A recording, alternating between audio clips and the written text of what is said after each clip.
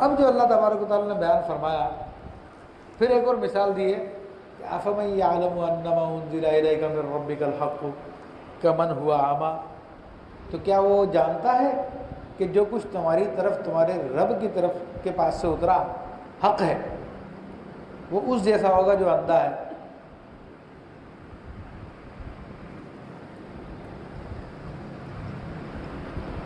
یعنی اللہ تعالیٰ یہاں پہ بیان فرما رہا ہے کہ وہ آدمی جو حضور علیہ الصلوۃ والسلام پہ ایمان لیا ہے اور اللہ کے اس کلام کو سچا قرار دے کہ بے شک اللہ نے جو کلام اتارا وہ حق ہے، وہ سچا ہے، تو کیا اس کی مثال اس کافر جیسی ہوگی، یا وہ اس کافر کی طرح ہوگا جس قرآن کو حق نہیں مانتا، اس قرآن پہ ایمان نہیں لاتا؟ تو اللہ فرما رہا وہ کافر تو اندھا ہے اور یہ مومن تو آنکھوں والا ہے، تو جس طرح کہ آنکھوں والا اور اندھا برابر نہیں ہو سکتے، تو ایسے ہی مومن اور کافر بھی برابر نہیں ہو سکتے۔ اللہ کے یہاں پر مومنوں کی بڑی عزت ہے، دنیا والوں کی نظر میں تو کفار کی عزت ہے، دنیا دار کی عزت ہے، مالدار کی عزت ہے، لیکن اللہ کے یہاں پر ایمان والے کی عزت ہے۔ فرمایا کہ انما یتذکر اولو الالباب، نصیحت وہی مانتے ہیں جنہیں عقل ہے، نصیحت وہی مانتے ہیں جنہیں عقل ہے۔ بڑی پیاری بات کہی ہے۔ اب اس زمانے میں ہمارے میڈیا کو دیکھیں آپ، کتنے اہل دین ہیں جو بیمار بھی ہوتے ہیں، انتقال بھی ہو جاتا ہے، ان کی برسیاں بھی آتی ہیں، لیکن جو کہ ہمارے میڈیا نے کفر قبول کیا ہوا اور کفر کی ترویج ہی اس کا کام ہے، تو کوئی ہالی ووڈ کا اداکار بیمار ہوتا ہے تو ہمارا میڈیا خبر دے رہا ہوتا کہ فلانا بیمار ہو گیا۔ اچھا اس کے کسی بچے پیدا ہو تو ہمارا میڈیا بتا رہا ہوتا کہ اس کے یہاں پہ بیٹے کی ولادت ہو گئی ہے۔ اس کی کوئی تاریخ پیدائش ہے تو میڈیا جو باقاعدہ اس کا جشن دکھا رہا ہوتا، فلاں کو ہم سے بچھڑے ہوئے 10 سال ہو چکے ہیں، فلاں گلوکار کو، فلاں اداکار کو ہم سے بچھڑے ہوئے 5 سال ہو گئے ہیں۔ اچھا اللہ کے اولیاء دنیا سے جا رہے ہیں، علماء دنیا سے جا رہے ہیں، بہت سارے معاملات ہو رہے ہیں، ان کا کہیں ذکر نہیں ہے، تو کس نے تمہیں یہ تعلیم دی ہے؟ آپ سمجھ جائیں، اب میں کیا بولوں اس سے زیادہ۔ تو اللہ فرماتا ہے کہ جن کو عقل ہے وہی نصیحت کو پکڑتے ہیں۔ پھر فرمایا کہ الذین یوفون بعہد اللہ ولا ینقضون المیثاق، اور وہ لوگ جو اللہ سے کیے ہوئے وعدے کو پورا کرتے ہیں اور پھر قول باندھ کے پھرتے نہیں ہیں، وعدہ کر کے پھر پھرتے نہیں ہیں۔ اب کیا ہے، کیونکہ پیچھے سے مثالیں چلتی جا رہی ہے کافر اور مومن کی، ایمان اور کفر کی مثالیں دی جا رہی ہے، ان کو تفصیل سے بتایا جا رہا۔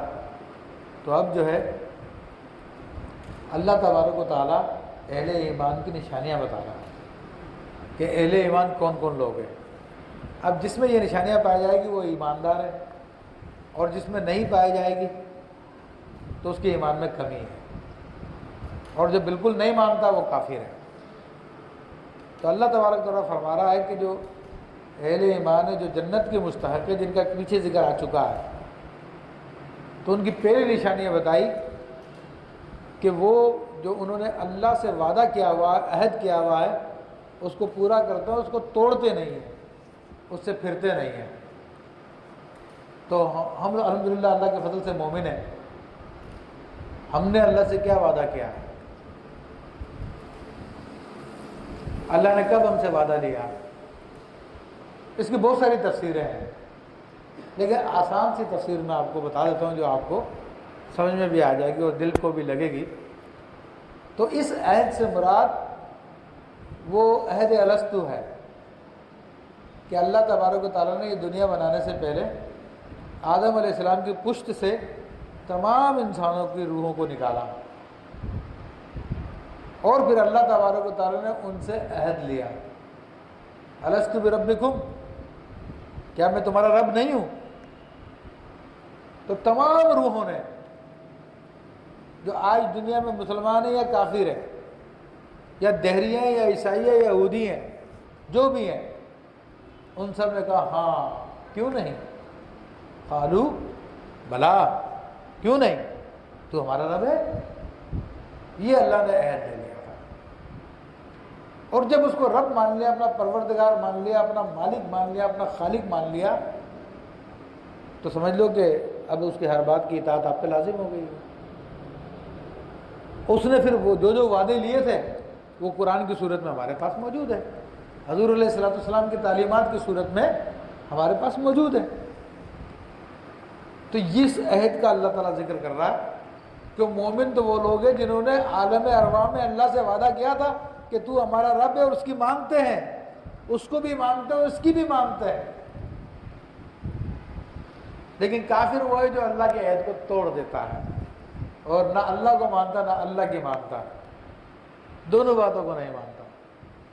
تو الحمدللہ مسلمان ہیں، سست ہیں، کمزور ہیں، لیکن اللہ کو مانتے ہیں، اللہ کی بھی مانتے ہیں، الحمدللہ رب العالمین۔ تو اللہ فرما رہا ہے کہ اچھا پھر اس کے اندر وہ عہد جو مفسرین نے بیان کیا ان میں بہت ساری باتیں ہیں، اس میں ایک اہم ترین عہد یہ بھی آتا ہے کہ کسی سے سوال نہ کرنا۔ آج ہمارے یہاں پہ سوال کا مرض عام ہے، یعنی کسی سے مانگنا۔ یہ اسلام کی تعلیمات میں سے اہم ترین تعلیم ہے۔ اللہ کے نبی صلی اللہ علیہ وسلم نے صحابہ کو بیعت کیا، پھر آپ نے فرمایا کیا بیعت نہیں کرو گے؟ پھر وہ خاموش رہے۔ پھر آپ نے کیا بیعت نہیں کرو گے؟ پھر خاموش رہے صحابہ کرام۔ پھر آپ نے فرمایا کہ بیعت نہیں کرو گے؟ صحابہ نے ہاتھ بڑھا دیا، رسول اللہ کر لیجیے، ابھی تو کی تھی، اب دوبارہ کر لیجیے۔ تو آپ نے اس میں عہد لیے، اور ایک عہد یہ بھی تھا کہ تم کسی سے سوال نہ کرنا۔ تو صحابہ کرام نے جنہوں نے یہ عہد کیا تھا رسول اللہ صلی اللہ علیہ وسلم سے، تو ان کا یہ حال تھا کہ اگر گھوڑے کی پشت پہ بیٹھے ہوتے تھے اور ان کے ہاتھ سے چھوٹ کے چابک گر جاتی تھی، تو کسی کو یہ نہیں کہتے تھے بھائی میری چابک اٹھا کے دے دے، اس خوف سے کہ کہیں یہ سوال کرنا نہ ہو جائے۔ اور اللہ کے حبیب صلی اللہ علیہ وسلم نے بلا ضرورت کے سوال کرنے کو حرام قرار دیا، اور ہماری تو مانگنے کی عام عادت ہے۔ حدیث شریف میں ہے کہ جس کے پاس ایک دن کا کھانا ہو اس کے لیے سوال کرنا حرام ہے، اس کے لیے سوال کرنا حرام ہے، سوال کرنا جائز نہیں۔ ہاں جو قرض میں پھنس گیا، ڈوب گیا، کسی اچھے کام کے لیے قرض لیا تھا، پھر وہ ادا نہیں ہو رہا، تو اس کے لیے سوال کر سکتا ہے، حدیث میں استثناء آیا۔ سودی قرضے کا نہیں آیا کہ کریڈٹ کارڈ لے لیا اور جناب خوب استعمال کیا، اب قرضہ چڑھ گیا تو بولے ہاں حدیث میں آیا نا قرضے والے کے لیے، حدیث میں آیا کہ نیک کام کے لیے قرضہ لیا۔ تو بہرحال سوال نہیں کرنا چاہیے، یہ بھی اس میں شامل ہے۔ ایک علامت ہوگی کہ اللہ سے کیے ہوئے وعدے کو پورا کرتے ہیں اور اس کو توڑتے نہیں ہیں۔